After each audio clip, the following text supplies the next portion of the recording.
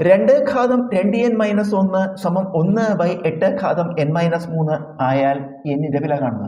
നമുക്കിവിടെ ഒരു സമവാക്യം തന്നിട്ടുണ്ട്. ഇതിൽ കൃതിയുടെ സ്ഥാനത്താണ് n വരുന്നത്. ഈ എന്നിന്റെ വിലയാണ് കാണുന്നത്. അപ്പോൾ ഈ n ഒരു ഭാഗത്ത് സമത്തിന്റെ ഒരു ഭാഗത്തും n ഉണ്ട്, മറുഭാഗത്തും n ഉണ്ട്. നമുക്ക് n ഒക്കെ ഒരു ഭാഗത്തേക്ക് കൊണ്ടുവരാം. അപ്പോൾ ഇത് ആദ്യം എഴുതുക. 2 ഘാതം 2n-1 ഈ ബൈ അല്ലെങ്കിൽ ഹരിക്കണം എന്നുള്ളത് ഇങ്ങോട്ട് വരുമ്പോൾ കുടിക്കണം എന്നാവും. അപ്പോൾ ബൈ 8 ഘാതം n-1 n-3 ഇങ്ങോട്ട് എടുക്കുമ്പോൾ സമത്തിന്റെ അടുത്ത വശത്തേക്ക് എടുക്കുമ്പോൾ ഇൻറ്റു 8 ഘാതം n-3. അപ്പോൾ ഇത് ഇങ്ങോട്ട് കൊണ്ടുവന്നു. ഇനി വലതുവശത്ത് എന്താ ഉള്ളത്? സമം 1. 2 ഘാതം 2n-1 ഇൻറ്റു 8 പകരം നമുക്ക് 2 ക്യൂബ് എന്ന് എഴുതാം. അതിൻ്റെ കൃതിയായിട്ട് n-3 എന്ന് എഴുതാം. സമം 1. ഇനി a ഘാതം m ഹോൾ ഘാതം n കൃത്യംഗ നിയമത്തിൽ പറയണത് a ഘാതം m ഇൻറ്റു n. ഒരു പാദസംഖ്യയ്ക്ക് 2 കൃതി വന്നാൽ ഈ പാദസംഖ്യ എഴുതി കൃതികൾ തമ്മിൽ ഗുണിക്കണം. അതുപോലെ ഇത് മാറ്റല്ലേ, നമുക്ക് അതുപോലെ എഴുതാം. 2 ഘാതം 2n-1 ഇൻറ്റു ഇവിടെ ഒരു പാദസംഖ്യയ്ക്ക് 2 കൃതി, പാദസംഖ്യ എഴുതിയിട്ട് കൃതികൾ തമ്മിൽ ഗുണിക്കുക. 3 ഇൻറ്റു ബ്രാക്കറ്റിൽ n-3 സമം 1.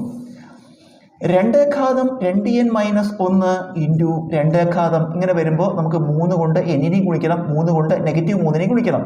3 ഇൻറ്റു n 3n, 3 ഇൻറ്റു -3 -9 -9 സമം 1. ഇനി a ഘാതം m into a ഘാതം n സമം a ഘാതം m പ്ലസ് n കൃത്യംഗ നിയമം. അതായത് ഒരേ പാദസംഖ്യ ഗുണനചിഹ്നം വരുമ്പോൾ പാദസംഖ്യ എഴുതിയിട്ട് കൃതികൾ തമ്മിൽ കൂട്ടി. അതുപോലെ ഇവിടെ ഒരേ പാദസംഖ്യ ഗുണനചിഹ്നം, അപ്പോൾ നമ്മൾ എന്താ എഴുതുക? പാദസംഖ്യ എഴുതുക 2, കൃതികൾ തമ്മിൽ കൂട്ടുക. ഇവിടുത്തെ കൃതി 2n-1 കൂട്ടണം, ഇവിടുത്തെ കൃതി 3n-9 സമം വലതുവശത്ത് 1. 2 ഘാതം ഇതെല്ലാം കൂടി കൂട്ടുമ്പോൾ 2n-ഉം 3n-ഉം കൂട്ടിയ 5n വരും. -1 -9 -1ഉം -9 കൂടി -10 എന്നാകും. സമം നമുക്ക് ഈ 1നെ 2 ഘാതം 0 എന്നെഴുതാം. അതായത് കൃത്യംഗ നിയമത്തിൽ x ഘാതം 0 സമം 1.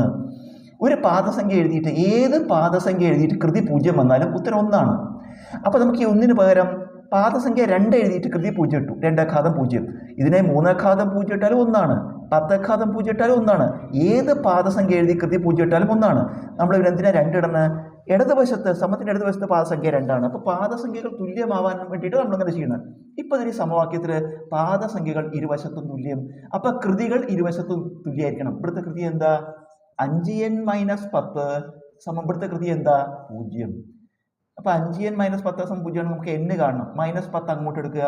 അപ്പോൾ 5n സമം ഇവിടെ 0 ആണ്, അവിടെ ഒന്നുമില്ല. -10 അങ്ങോട്ട് എടുക്കുമ്പോൾ +10. ഈ 5n സമം 10 ആണെങ്കിൽ n സമം 10/5 ഉത്തരം 2.